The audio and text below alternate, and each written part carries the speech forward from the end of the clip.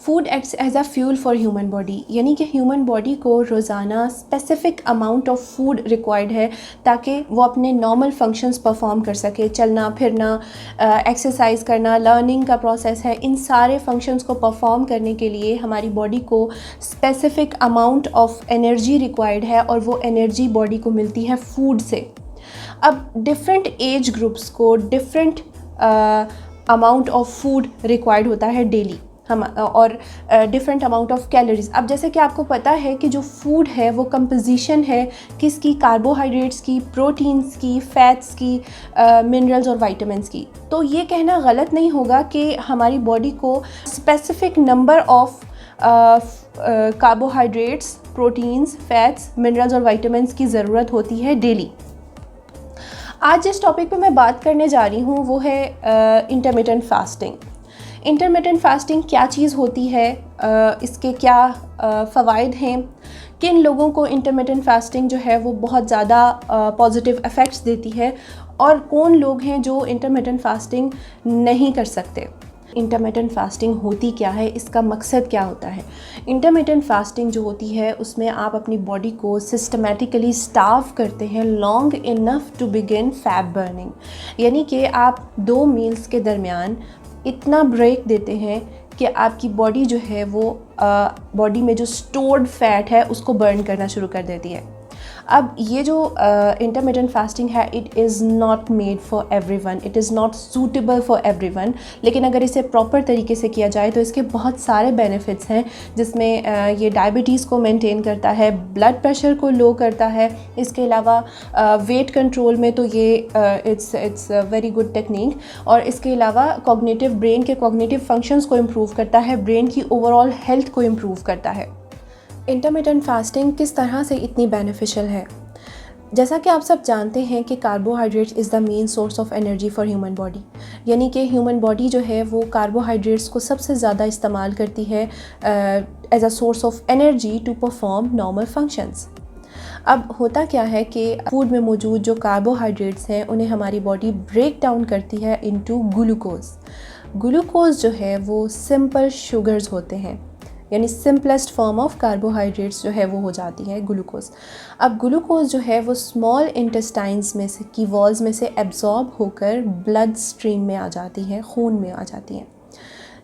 यहाँ पे blood stream में इस ग्लूकोज को ट्रांसफ़र किया जाता है towards various organs to perform normal functions, यानी कि हार्ट की तरफ या ब्रेन की तरफ इस ग्लूकोज को ट्रांसफ़र किया जाता है ताकि मसल्स की तरफ जो आप मस्कुलर एक्टिविटी कर रहे हैं, इवन चलना फिरना भी जो है इसके लिए एनर्जी रिक्वायर्ड है, और ये एनर्जी हमें मिलती है इस ग्लूकोज से, जो कि आया कहाँ से, हमारे फूड से। अब जो एक्सेसिव ग्लूकोज होगा उसे हमारी बॉडी नेचुरल प्रोसेस के थ्रू स्टोर कर देती है in liver and adipose tissues, यानी कि फ़ैट्स में। ऑलरेडी मौजूद जो बॉडी में फ़ैट्स हैं उनमें स्टोर हो जाती है ये excessive in the form of glycogen. अब इंटरमिटेंट फास्टिंग में क्या होता है, आपने इतना ज़्यादा गैप लिया है 2 मील्स में कि जो आपकी बॉडी में मौजूद ग्लूकोज थी ब्लड स्ट्रीम में वो सारी यूटिलाइज़ हो गई। अब जो भी एक्स्ट्रा ग्लूकोज है जो कि स्टोर की जा चुकी है, आपकी लिवर जो है वो उस ग्लूकोज को, ग्लाइकोजन को रिलीज़ करेगा ग्लूकोज की फॉर्म में। अब फिर वो वाली ग्लूकोज जो लिवर में स्टोर थी वो आपके नॉर्मल बॉडी फंक्शंस को परफॉर्म करेगी। अब अगर आप फास्टिंग टाइम जो है वो और ज़्यादा बढ़ गया, या आप एक्टिव पर्सन हैं, आपने एक्सरसाइज की है, या आप जो है चलते फिरते रहे हैं, तो फिर आपकी बॉडी को मज़ीद एनर्जी की ज़रूरत है। अब ये जो एनर्जी आपको, और आप फास्टिंग में हैं, तो ये जो एनर्जी आपको मिलेगी ये आपके एडिपोज टिश्यूज़ में, यानी फैट्स की फॉर्म में स्टोर हुई थी, उसको रिलीज़ कर दिया जाता है, वो ग्लूकोज की फॉर्म में ब्लड स्ट्रीम में आती है, और फिर बॉडी उस फैट को, यानी स्टोर्ड फैट को इस तरह से यूटिलाइज़ करती है as a source of energy. ये है मेन पर्पज़ इंटरमिटेंट फास्टिंग का। अब इंटरमिटेंट फास्टिंग जैसा कि बहुत सारे लोगों के लिए इफ़ेक्टिव है, इस तरह बहुत सारे लोगों के लिए ये सूटेबल नहीं है। ख़ास तौर पे जो लोग ऑलरेडी मैल न्यूट्रिशन है, यानी उनको ऑलरेडी बॉडी में जो है वो न्यूट्रिशन की, सप्लीमेंट्स की, वाइटामिन्स की कमी है, तो वो इस प्रोसेस को, इस डाइट को नहीं अडेप्ट करेंगे। इसके अलावा वो जो बंदा है जो कि लेज़ी है, ठीक है, उसने सारा दिन जो है वो बैठ के गुजारना है, सो के गुजारना है, शायद जो लिवर में स्टोर्ड ग्लाइकोजन है वो सिर्फ रिलीज़ हो जाएगी और उसकी बॉडी की रिक्वायरमेंट पूरी हो जाएगी। लेकिन अगर कोई ऐसा बंदा है जो कि जिसकी फ़िज़िकल एक्टिविटी बहुत ज़्यादा है सारा दिन, तो उसका फूड इनटेक भी नॉर्मल था। अब इसमें जो 2 मील्स के दरमियान में जो गैप है, इसका मतलब ये नहीं है कि आपने, जैसे रमज़ान में लोग क्या करते हैं कि आप फास्टिंग तो करते हैं, लेकिन जब आप फास्ट तोड़ते हैं तो आप इतना ज़्यादा खाना खाते हैं, इतना फैटी खाना खाते हैं कि वो फास्ट का जो फ़ायदा होना होता है आपकी बॉडी को, वो नहीं हो पाता उस तरह से जिस तरह से होना चाहिए।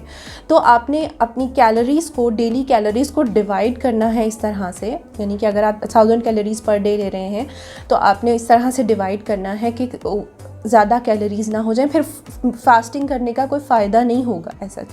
तो अब वो लोग जिनकी फ़िज़िकल एक्टिविटी बहुत ज़्यादा है, उन्हें नेचुरली ज़्यादा कैलोरीज़ रिक्वायर्ड हैं, ज़्यादा कार्बोहाइड्रेट्स, प्रोटीन्स ज़्यादा रिक्वायर्ड हैं, तो इस वजह से उनके लिए भी ये इस तरह से सूटेबल नहीं है उन्हें। इसके बाद जो बच्चे हैं या टीनेजर्स हैं, उन्हें भी इंटरमिटेंट फास्टिंग जो है वो नहीं सजेस्ट की जाती। इसके अलावा वो लोग जो स्टूडेंट्स हैं जिन्हें बहुत ज़्यादा मेंटल एक्टिविटी रिक्वायर्ड है, उन्हें इंटरमिटेंट फास्टिंग जो है उनके लिए सूटेबल नहीं है।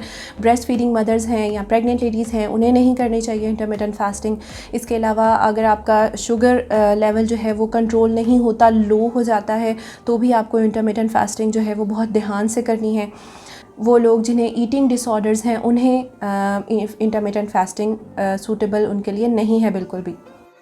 अब देख लेते हैं different types of intermittent fasting. 3 types basically जो मोस्ट इंपॉर्टेंट टाइप्स हैं, उनमें सबसे पहली टाइप जो है 5:2, जिसमें आप वीक में सिर्फ 2 डेज़ फास्ट करेंगे और फास्टिंग डेज़ में आपकी टोटल कैलोरीज़ जो होंगी वो 500 to 600 होंगी, इससे ज़्यादा नहीं होंगी। बाकी जो येलो बॉक्सेस हैं, यानी 5 डेज़ अ वीक आप नॉर्मल डाइट लेंगे। नॉर्मल डाइट का मतलब है कि 1000 to 1200 कैलोरीज़। के बाद जो सेकंड टाइप है, it is the time restricted feeding, यानी कि आपने 8 आवर्स अ डे जो है, इसमें 2 विंडोज़ शो की गई हैं। एक ईटिंग विंडो कहलाती है, एक फास्टिंग विंडो कहलाती है। जो ईटिंग विंडो है उसमें आप 8 आवर्स अ डे जो है वो नॉर्मल डाइट लेंगे, जो भी आप कैलोरीज़ लिमिटेड डाइट लेंगे, और बाकी 16 hours a day including night time आप फास्ट करेंगे। ये भी बहुत इफ़ेक्टिव मेथड है और जो लोग इसे कंफर्टेबली कर सकते हैं वो ज़रूर इसे करें follow. Now the next type is alternate day fasting.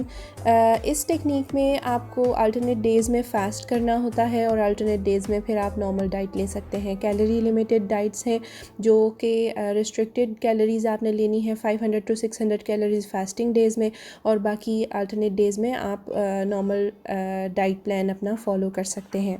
मैं पर्सनली सजेस्ट करूँगी कि ये जो टेक्निक है 5:2, जिसमें आप 2 डेज़ अ वीक जो है वो बहुत कम कैलोरीज़ लेंगे, 500 to 600 कैलोरीज़, और बाकी जो है वो 5 डेज़ आप 1000 कैलोरीज़ के अराउंड ले सकते हैं, depending on your age, weight and all.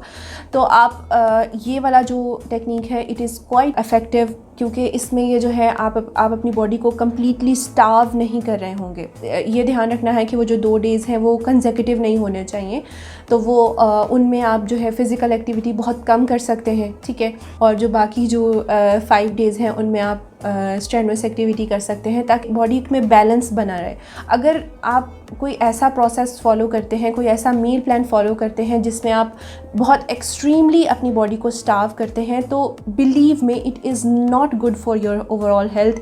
आप फ़िज़िकली भी कमज़ोर हो जाते हैं, आप इंटरनली भी वीक हो जाते हैं। आपके जो डिफरेंट ऑर्गन्स हैं, कहते हैं जीने की वजह तुम हो, जीने की वजह तुम नहीं हो, जीने की वजह फूड है। आपके दिल को धड़कने के लिए भी फूड चाहिए, आपके डिफरेंट ऑर्गन्स को चलने के लिए भी फूड चाहिए, ब्लड आपका हार्ट पंप कर रहा है उससे भी एनर्जी चाहिए, फूड चाहिए।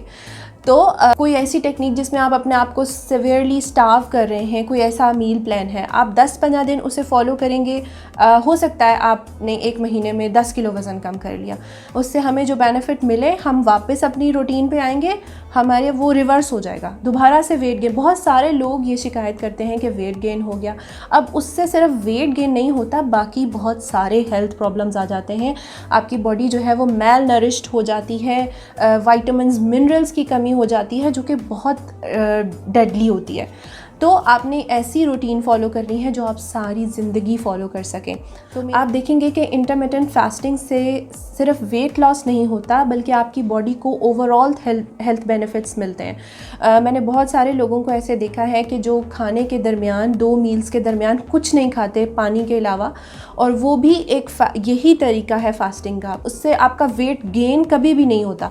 लेकिन अगर आप वेट कम करना चाहते हैं तो फिर आपने मील्स की जो कैलोरी काउंट है उसे कम रखना है। इसे ज़रूर इस टेक्निक को अपनाइएगा और मुझे बताइएगा कि वीडियो कैसी लगी। अपना बहुत ज़्यादा ख्याल रखिएगा। सी यू नेक्स्ट टाइम।